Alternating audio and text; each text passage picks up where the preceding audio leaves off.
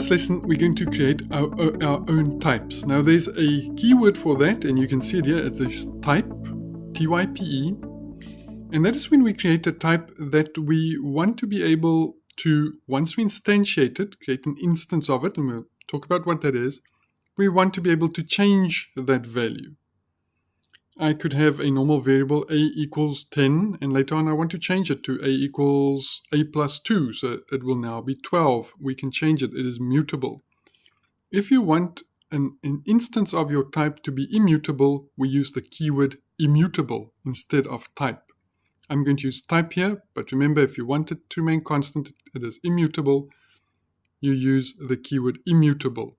So we use type, and we're going to call our type vector underscore 2D. That is the name we chose ourselves.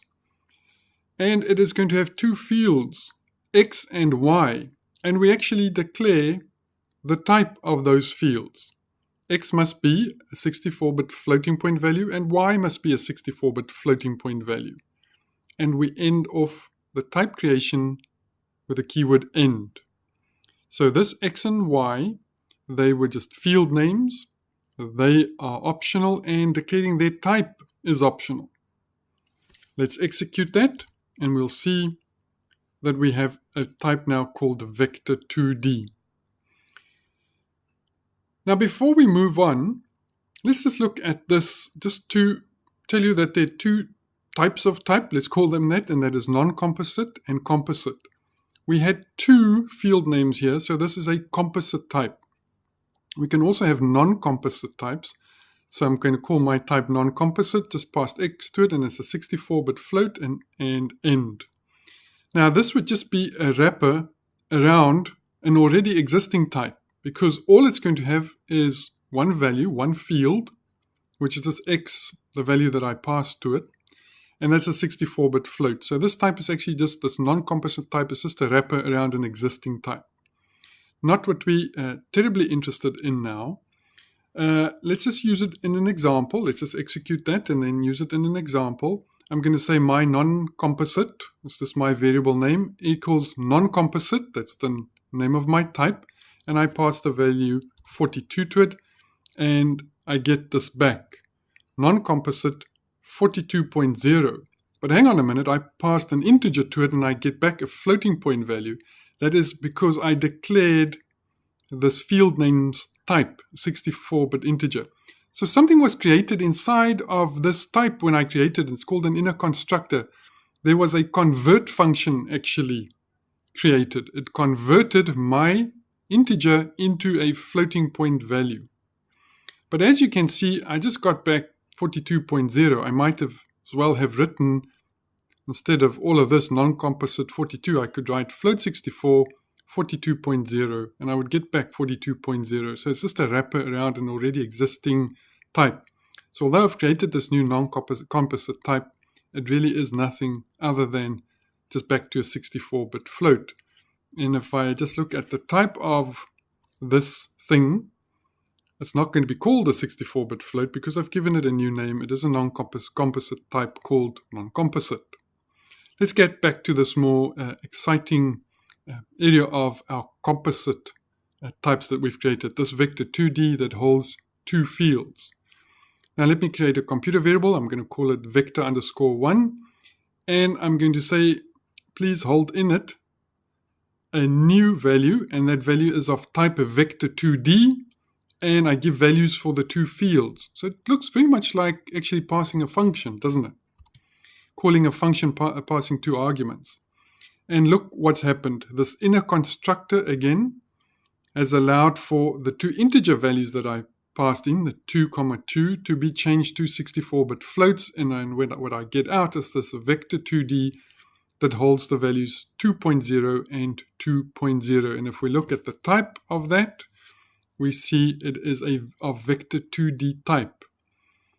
It is we can instantiate it, which means we create an object, an instance of this type.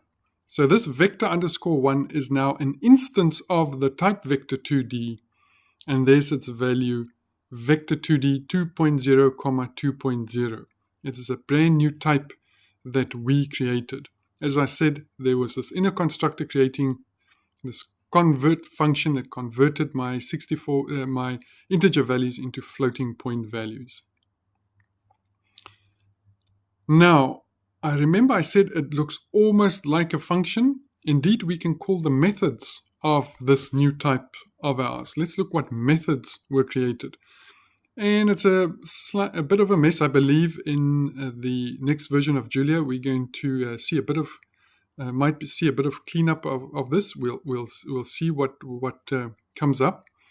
But it shows that we have these four methods created when we created this type. And again, we can see type parameterization here, and we'll certainly get into that. I can look a little bit deeper into my user-defined type, or if someone else designed or created a type, you can look into it by just using the keyword function field names. So what are the field names of this type vector 2D? It has two field names, and we see :x, :y, and we can see actually it's called symbols. So these field names are referred to in Julia as symbols. Now I can get to the actual value held inside of this composite type. So vector_1 was my computer variable, .x is 2.0, that is the value that was held in there. Or I can use this function called getField, and I pass to it the computer variable name, which was an instance of my vector 2D type, vector_1, comma, and I pass the symbol to it, :x, and I get 2 back again.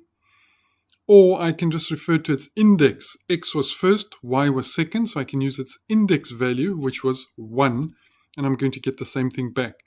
Now remember, we used the type keyword to create this type, not immutable, so we can change it. So I can say vector_1.x equals 3, so it's going to change that to the inner constructor, the convert function, to 3.0, a floating point value. And if I call vector1 now, or see what the value is that is held in vector1, I see it is an object of vector_2D that holds values 3.0 and 2.0. So we change that. Now I write here another way to pass a value to a field name is with this setField function, and it should actually be with a bang there. So that's the function setField with an exclamation mark, vector1 x, 4. Now we're going to get an error. The reason being, if we want to do this, use this setField with an exclamation mark, we actually have to pass to it a value that is a 64-bit floating point value. So how that field was created initially was as a 64-bit float, and now I have to pass. So I can set that value to 4.0, it will be taken, and now it is changed to 4.0, 2.0. So quite a few ways to change those values. I can just refer to it by the dot notation. I can refer to it by its symbol and the getField function. I can refer to its index with the getField function. And lastly, I can use this setField bang function, but then I have to pass it. The convert function will not work automatically. I have to pass that 64-bit floating point representation of the number 4. So very exciting. We've created our first own types. And initially, you might be concerned, where will I ever use this? But as you get to use Julia, you'll see the ability to create your own types and to set them up the way that it works for the type of data that you're working with is very powerful indeed. Next up, we're going to just take a little detour, and we're going to talk about this concept of conversion and promotion.